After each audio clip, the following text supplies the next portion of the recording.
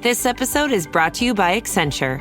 When your advertising operations fall out of sync, everything else follows. Spotify and Accenture are working together to reinvent the rhythm of ad sales, using automation, analytics, and smarter workflows to simplify campaign delivery and access better data across the business. The result? Less time spent on operations, more time connecting brands with the moments and fandoms that matter most. Learn more at accenture.com/Spotify. When you need to build up your team to handle the growing chaos at work, use Indeed Sponsored Jobs. It gives your job post the boost it needs to be seen and helps reach people with the right skills, certifications, and more. Spend less time searching and more time actually interviewing candidates who check all your boxes. Listeners of this show will get a $75 sponsored job credit at Indeed.com/podcast. That's Indeed.com/podcast. Terms and conditions apply. Need a hiring hero? This is a job for Indeed Sponsored Jobs. Alors ce podcast n'était pas du tout prévu, mais il faut trop que je vous raconte ce qui m'est arrivé ce week-end et ce soir par la même occasion. C'est un truc de fou. Des fois je me dis mais le karma ou je sais pas, on vit dans une simulation et c'est des gens qui nous mettent comme dans un jeu vidéo des trucs de ouf dans la vie et il faut faire avec et il faut surmonter les obstacles et c'est trop chelou. Des fois il y a des coïncidences, des machins qui arrivent et là franchement les gars, tenez-vous bien, l'anecdote de malade que je vais vous raconter. Ça va parler ancien Tinder qui s'est retrouvé face à face avec mon mec et là les gars, laissez tomber comment je me suis sentie trop conne. C'est l'histoire de samedi soir et je vous raconte ça dans un nouveau podcast. C'est Steph de Ponycorn. Donc c'est parti, on se retrouve ce week-end en fait avec mon chéri Flo et on se dit qu'on n'a qu'à le passer sur Nantes en amoureux, à faire le marché de Noël, les magasins parce qu'on aime bien faire les magasins tous les deux et puis on avait des cadeaux de Noël à acheter et on se dit que le soir, on se fait un petit resto et une petite tournée des bars, tous les deux, puisque moi, j'aime beaucoup Nantes, mais je connais très peu cette ville. Et Flo, en fait, il y a habité quelques années, donc il connaît très bien cette ville.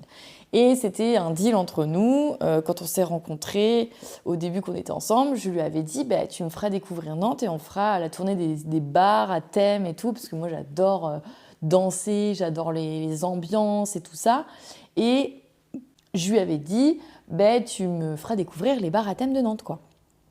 Il m'avait dit, ouais, carrément, pas de souci, machin.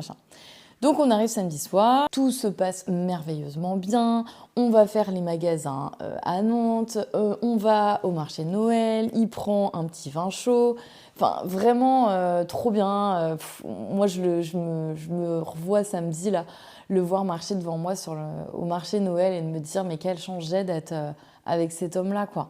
Et c'est vraiment... en plus, c'est notre période Noël, c'est là où on s'est rencontrés.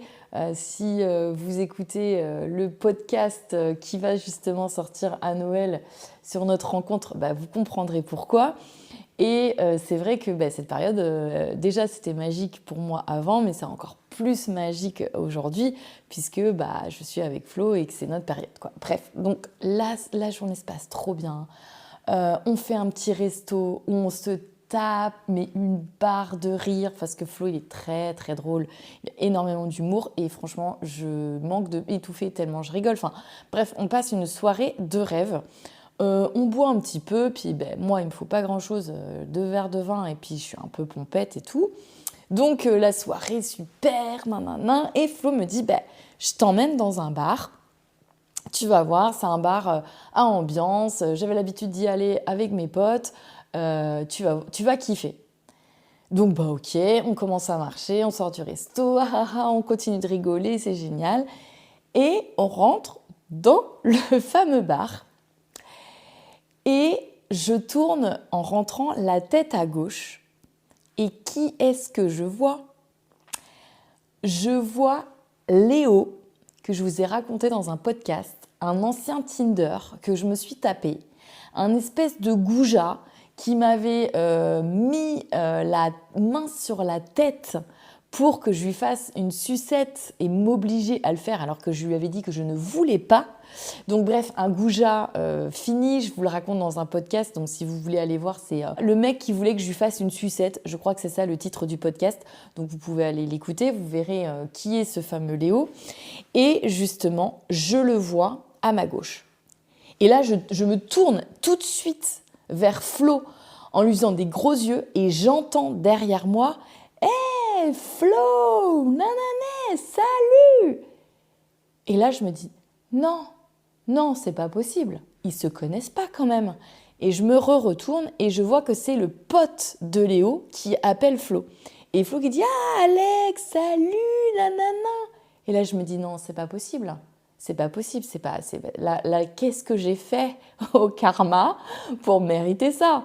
Et là, je vois Flo qui fait un signe de tête à Léo. Léo dit bonjour. Ils étaient à la même table, le pote de Flo et donc Léo. Et Flo, il dit bonjour, il commence à dire bonjour tout le monde. Moi, je reste en retrait, mais vous imaginez, level 20 milliards. Parce que je me dis, j'ai pas du tout envie que mon mec soit face à un Tinder que je me suis tapé il y a 2 ans, parce que Flo, je lui ai pas raconté toutes mes histoires de cul, voilà, lui c'est pareil, il m'a pas raconté toutes ces... Même si on a beaucoup parlé de nos histoires, je ne lui ai pas raconté en détail. Enfin, moi c'est pareil, s'il me raconte en détail ce qu'il a fait avec ses ex ou machin, ça va me titiller, quoi. Ça va me vénérer un peu, j'ai pas envie de savoir en fait. Et lui c'est pareil. Donc autant vous dire que je ne lui ai pas parlé de Léo. Et je me dis, c'est pas possible, on va pas se mettre à la table quand même. Donc moi, je reste en retrait level 20 000. Flo, il me connaît par cœur et c'est quelqu'un qui est... quand vous écouterez le podcast de notre rencontre, j'allais dire, je le redis, mais vous le savez pas encore, mais à cette heure où ce podcast que je suis en train de faire sortira, vous ne savez pas encore, puisque le podcast de notre rencontre sortira à Noël. Bref, et donc Flo, c'est quelqu'un de très intelligent, qui analyse énormément les gens, et surtout qui commence à me connaître par cœur, et il voit qu'il y a quelque chose qui va pas du tout. Et il dit à son pote, ouais, écoute, on se recroise dans la soirée. Et en fait, il m'appuie sur le dos pour me dire, vas-y, avance. Tu vas me dire ce qui va pas. Et là, mais alors, vous imaginez même pas, je suis prise d'une bouffée de panique. Mais c'est rare que ça m'arrive comme ça, mais une bouffée d'angoisse, de panique en me disant, 1, je vais devoir expliquer à mon mec qui c'est. De 2, mon mec, je le connais par cœur, il est un peu impulsif et quand il y a un mec qui s'est mal comporté avec moi, il y a des chances que ça se passe mal. De 2, j'ai pas du tout envie de raconter à Flo ce qui s'est passé avec Léo et j'ai pas du tout envie d'interagir avec Léo. Parce que clairement, moi, j'en ai un très mauvais souvenir. C'est pas du tout un gars agréable ou un gars intéressant. Et en plus, c'est un espèce de gros connard qui a essayé de me forcer à lui faire une sucette pendant qu'on couchait ensemble, alors que je lui avais dit 15 fois avant que je ne suçais pas les mecs. Pardonnez mon franc-parler, mais je l'avais prévenu, je lui avais dit je ne voulais pas, et le mec, il avait essayé de me forcer. Un connard. Et du coup, je suis prise d'une espèce de bouffée de chaleur, mais limite à me faire un malaise, avec la tête qui tourne et tout, et je me précipite aux toilettes. Je laisse Flo comme 2 ronds de flanc dans le bar, et je me précipite aux toilettes, mais limite en courant pour aller respirer et pour reprendre mes esprits. Je me mets un peu d'eau sur le visage, je me dis bon, allez, vas-y, je me parle à moi-même. J'adore me parler à moi-même, surtout dans les moments difficiles. Et là, je me dis, vas-y, Steph, tu t'y vas, quoi.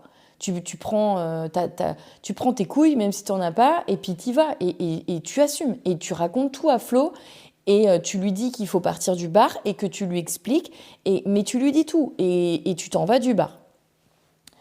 Donc, je dis à Flo, il me dit, mais ça va. Et je lui dis, Flo, on s'en va. Il me dit, ok, on s'en va. Et là, tout de suite, il comprend qu'il y a un problème, un vrai gros problème. Et là, il me dit, ok, on sort du bar. Donc, il refait un petit coup de tête à son pote en disant, salut, on s'en va un peu plus tôt que prévu. Mais enfin, ils n'ont pas parlé, mais c'est genre, ça voulait dire, ils ne savaient pas pourquoi on s'en allait, mais il fallait qu'ils s'en aillent, quoi. Et on commence à marcher. Et là, comme souvent ça m'arrive, quand j'ai quelque chose qui m'angoisse fortement ou que j'ai des choses difficiles à exprimer, j'ai un blocage et j'ai du mal à parler. J'ai beaucoup de mal à m'exprimer dans ces moments-là. Et c'est ce qui arrive. Et Flo, il le sait et il voit que je suis bloquée. Et là, quand je suis bloquée, en général, c'est qu'il y a un truc de grave, entre guillemets. Et du coup, ça commence à l'inquiéter. Il me dit, bon, qu'est-ce qui se passe ? Qu'est-ce qui se passe, ma chérie ? Qu'est-ce qui va pas ? Dis-moi, raconte-moi, raconte-moi. Puis c'est un amour, Flo. C'est quelqu'un de très patient, très empathique. Donc, il me prend dans ses bras. Il me dit, ça va aller. Tu vas m'expliquer ? C'est pas grave, tout va bien, machin. Qu'est-ce qu'il y a ? Qu'est-ce qu'il y a ? Et je lui dis, 2 secondes, il faut que j'atterrisse, je vais te le dire, mais il faut que... J'arrive pas à parler, en fait. Je lui dis, il faut que je reprenne mes esprits, machin. Il me dit, ok. On s'arrête au bout de la rue et je lui déballe tout. Je lui raconte tout, je lui dis, voilà, Léo, nanani, nanana. Encore une fois, si vous voulez connaître l'histoire en long, en large, en travers, écoutez le podcast, le mec qui m'a forcé à lui faire une sucette. Et du coup, Flo, il parle pas.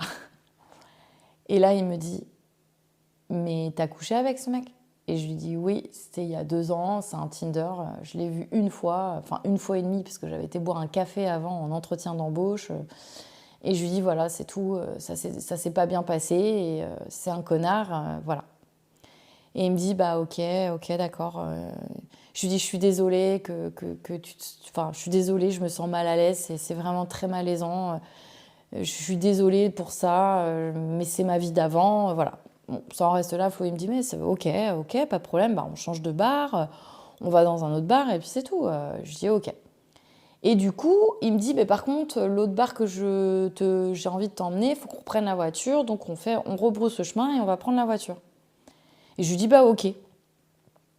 Et là, on rebrousse le chemin, on repasse devant le bar, mais le karma, les gars, je ne sais pas comment expliquer ce putain de rebondissement de merde. Le Léo et son pote, qui est aussi le pote de Flo, sont dehors sur la terrasse alors qu'il pleut à verse, il fait 5 degrés et qu'il y a un match de rugby qui se joue dans le bar. Mais pourquoi ils vont dehors ? On ne sait pas, si pour fumer une clope, parce que Léo il fume, quoi. Et je me dis, mais c'est pas possible, pourquoi le mec, en fait, il va fumer sa clope à ce moment-là ? Et je le vois de loin et je tourne la tête et je fais, oh putain. Mais je me le dis à moi-même, mais je parle tout haut, en fait, donc Flo entend. Il voit que Léo est dehors. Et Flo, c'est un vrai justicier. C'est quelqu'un qui ne supporte pas qu'on fasse du mal ou qu'on soit irrespectueux envers les femmes, les enfants ou même les autres personnes, c'est le justicier. Il va prendre la défense des plus faibles. Il ne peut pas s'en empêcher. Et là, en plus, je suis donc sa chérie, donc ça lui tient forcément très à cœur. Et il ne peut pas s'en empêcher quand on passe devant, de dire tout haut, tout fort, le respect des femmes, mec. Le respect des femmes. Comme ça, très classe, il balance le truc comme ça. Et là, je me dis non, pitié Flo, non, fais pas ça. Et j'entends son pote Alex qui dit, mais c'est à moi que tu parles, Flo ? Et là, Flo, il dit, non, c'est pas à toi que je parle, c'est à ton pote que je parle. Le respect des femmes, mec, le respect des femmes.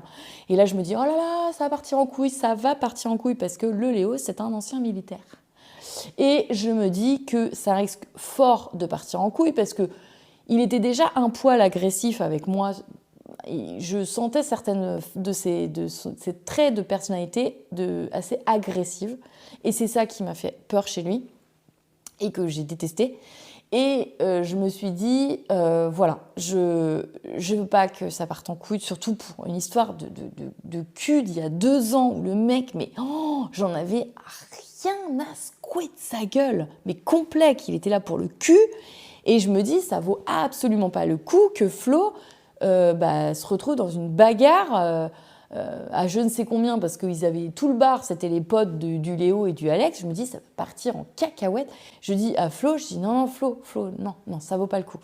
Et j'entends le Léo hurler, c'est à moi que tu parles, c'est à moi que tu parles. Et là, je dis non.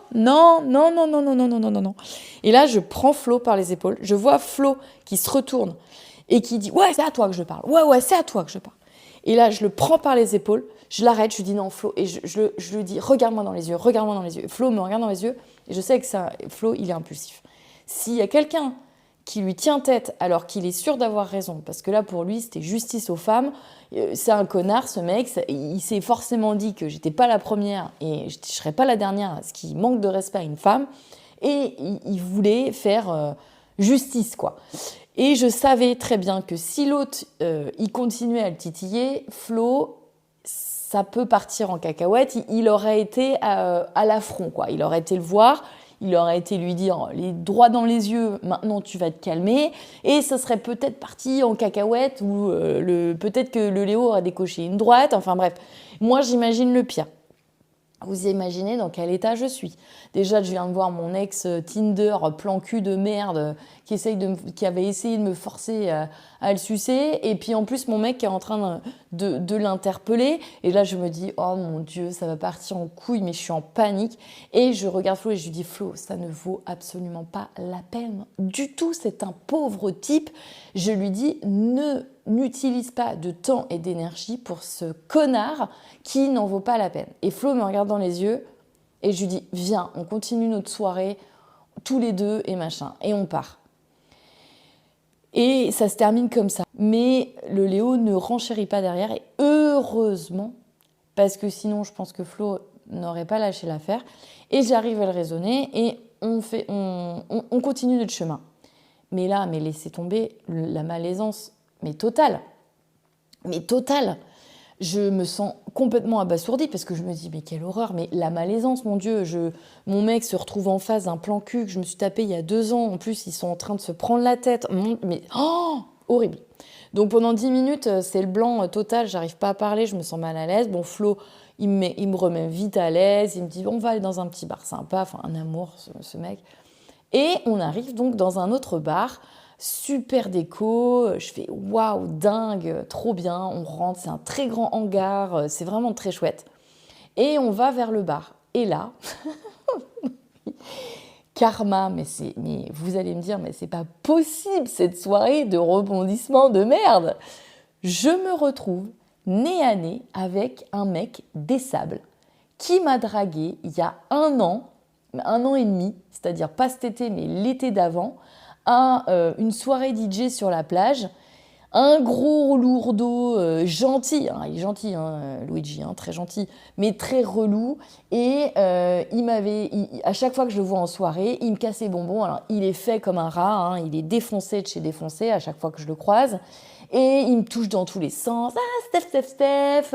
Et du coup, il est pote avec une copine à moi. Et il me dit, Chacha, elle n'est pas là, nanani, je l'ai pas invitée, je fête mes 40 ans, je suis trop content que ce soit là. Et il me touche l'épaule et je me dis, mais c'est pas possible, je vais pas m'en sortir en fait. Tous les espèces de charros que j'ai rencontrés dans ma vie, je vais les rencontrer ce soir devant mon mec en fait.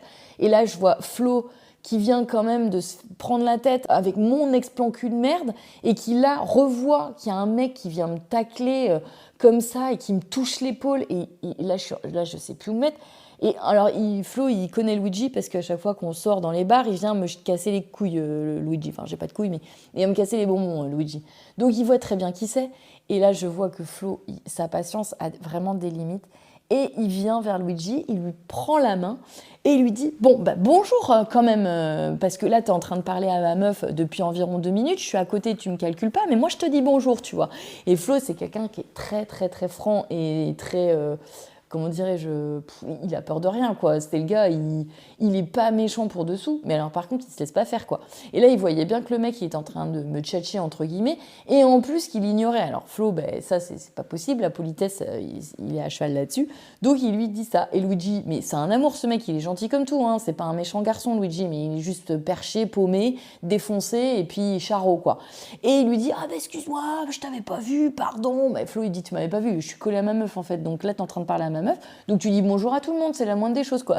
Et puis le Luigi défonce, ah oui, pardon, bon je vous laisse les loulous, hein. Bonne soirée. Ouais, bonne soirée, c'est ça, salut. Et Flo, il se retourne en rigolant, il me regarde, il me fait, je lui ai broyé la main. Bref, donc on rigole, machin. La soirée continue, on passe une super fin de soirée, mais vraiment. Mais là, en fait, en rentrant, en reprenant mes esprits, je me dis, mais quelle soirée de ouf quand même, le karma quoi. Je me retrouve avec 2 mecs à Nantes. Bon, Léo était de Nantes, mais Luigi il n'est pas du tout de Nantes, il est d'à côté de chez moi, donc rien à faire à Nantes. Et le mec, on le croise dans un purée de bar quoi. Mais oh là là, la soirée riche en émotions. Et donc, je me suis décidée à vous faire ce podcast ce soir, parce que là, trop c'est trop. Ce soir, je reçois un appel d'un numéro que je connais pas et je décroche. Alors ça m'arrive très rarement. En général, quand je ne connais pas les numéros, je ne décroche pas. Et souvent, je laisse les gens me laisser un message et je rappelle parce que j'aime pas. Mais là, je ne sais pas pourquoi je décroche. Je décroche et j'entends une voix que je connais, mais pas familière non plus, mais que je connais. Parce que moi, c'est vrai que c'est un mec. Chez les mecs, il y a 3 choses que je kiffe. C'est les cheveux, les dents et la voix, ou que je kiffe, que je suis obsédée, on va dire. Enfin, j'ai une lubie sur ça. C'est-à-dire que les mecs qui ont des beaux cheveux, des belles dents et une belle voix, moi, ça me fait fondre. Et la voix des mecs, souvent, je m'en rappelle. Et surtout quand elle me plaît. Et là, je reconnais la voix. Et c'est une belle voix. Et je me dis, mais je la connais cette voix. Et le mec me dit, salut Stéphanie la brune, comment allez-vous? Et là, mais le premier réflexe que j'ai, je dis, c'est qui? Et là, gros blanc. Et j'entends le mec faire ah bah bravo, et raccrocher. Oh! Et là, je me dis, alors là, c'est obligé, il faut que je trouve qui c'est parce que je me sens très mal à l'aise, surtout avec les événements de ce week-end. Je commence à paniquer. Je me dis, c'est pas la voix de Léo, je m'en souviendrai, c'est pas du tout la voix de Léo, c'est pas la voix d'un mec que je connais bien. Donc, je suis persuadée que j'ai pas couché avec, même si j'ai pas un body count de 150 mecs, voilà, bref. Et je me dis, non, celui-ci, c'est sûr. Et je me rappelle quand même de tous les gars avec qui j'ai couché et j'ai eu des pseudo-histoires. Et je me dis, non, lui, non, je le connais, mais je sais pas d'où et je sais pas comment. Et, meuf, si vous voulez une astuce de meuf qui s'est fait tromper, retromper et re-retromper. Parce que j'ai eu, si vous écoutez mes podcasts, vous savez que j'ai eu des mecs qui m'ont trompé, retrompé et re-retrompé.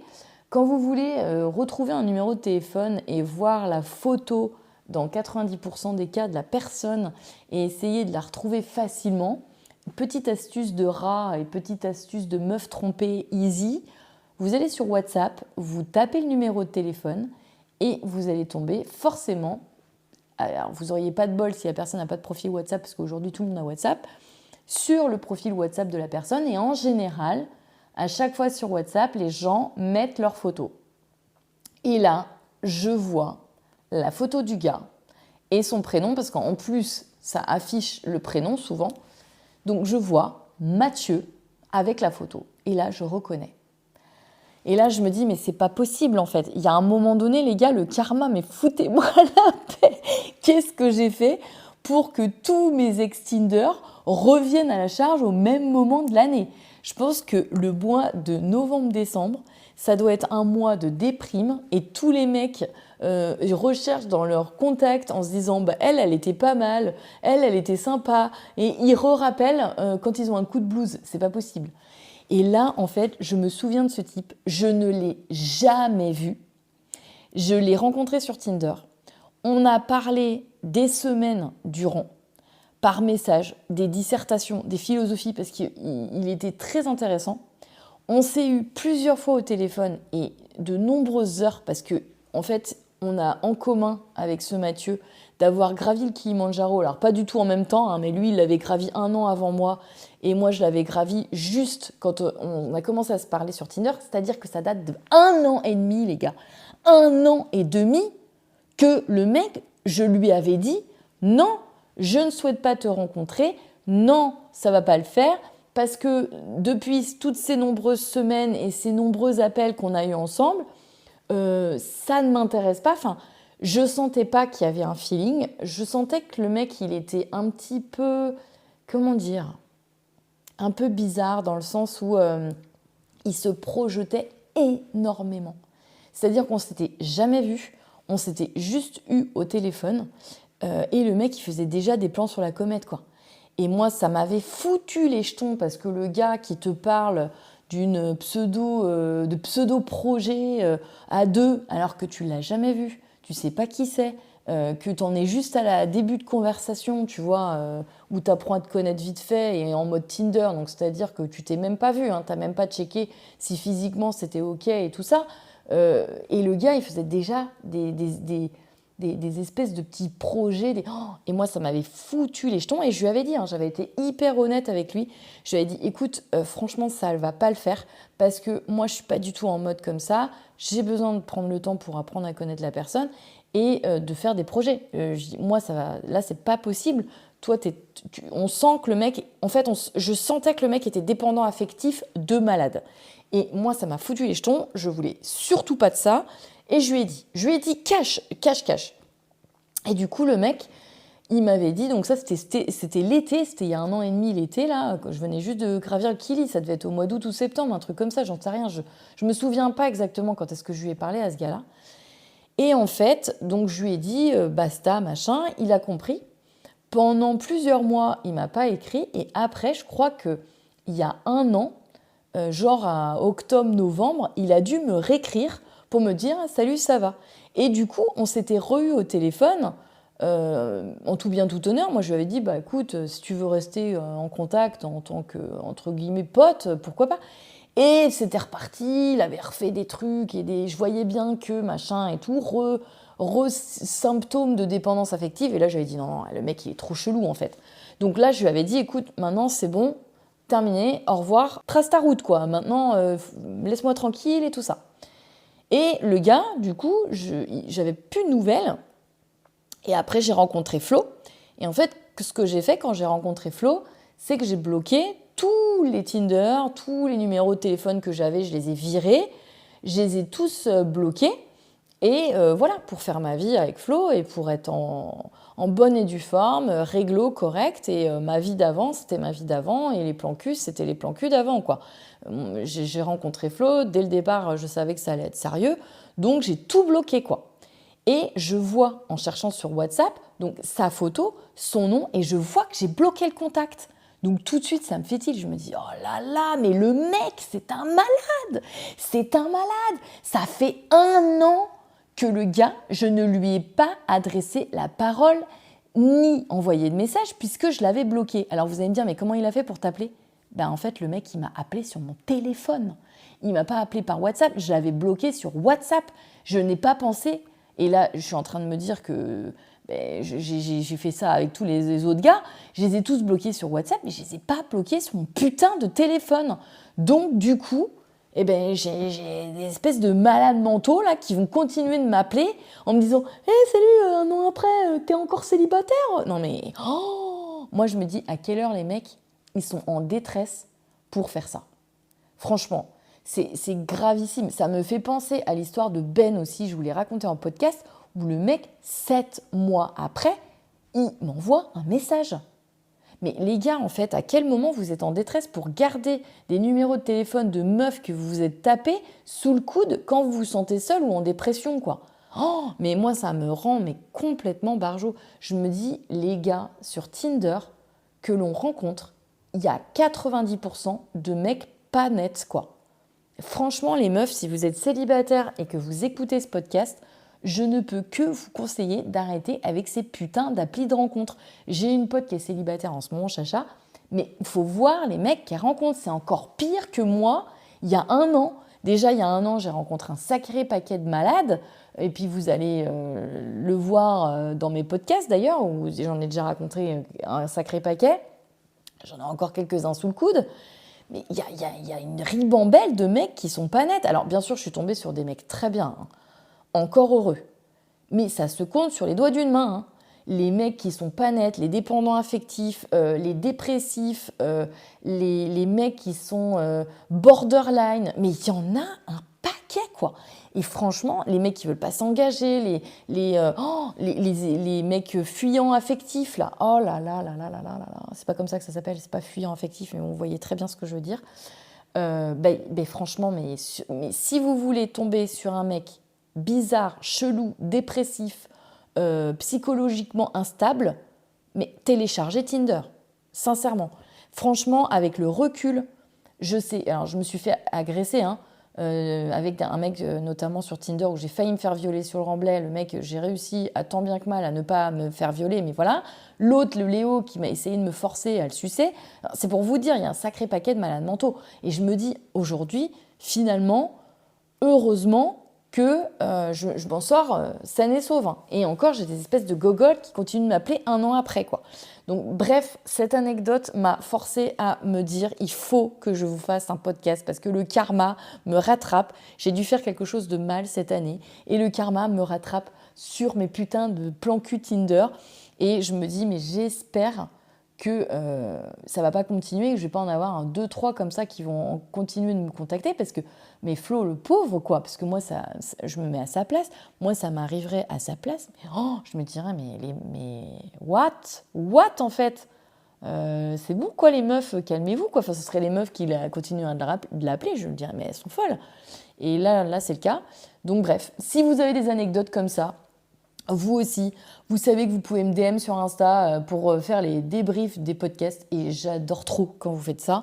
Et franchement, je suis en énergie plus ce soir parce que je me dis mais what the fuck ça, je me suis dit il faut que je vous raconte ça dans un podcast. Ça, c'était absolument pas prévu ce podcast, mais il fallait que je vous raconte ce truc parce que c'est vraiment trop dingue.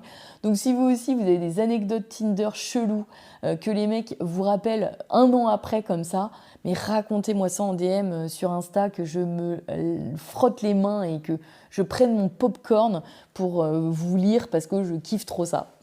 C'était Steph de Ponycorn. On se retrouve tous les mardis et tous les vendredis soirs à 22h pour un nouveau podcast. Salut!